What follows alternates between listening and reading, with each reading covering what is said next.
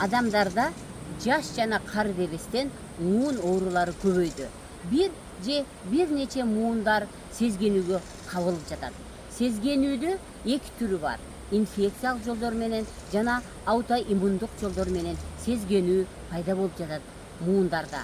Ошол муундун булчуңдары, алардын тарамыштары, ошол сөөктүн баш жактары, муундун ичиндеги муун суулары, ушулардын баары сезгенүүгө дуушар болуп, бир нече муундар ооруп жатат. Бул учурда эмне кылуу керек? Негизги себебин табуу керек.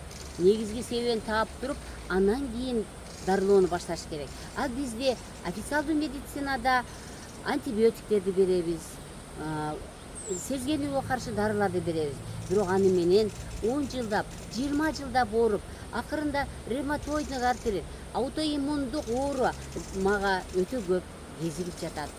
Урматтуу мекендештер, муун ооруларын айыктыруу үчүн негизгиси биз кан системасындагы кан тамырдын ичинде канды тазалоо менен ошол кан келген булчуңдар, кан келген муундар, кан келип турган муун сууларынын жакшы жагына өзгөрүүсүнө алып келишибиз керек.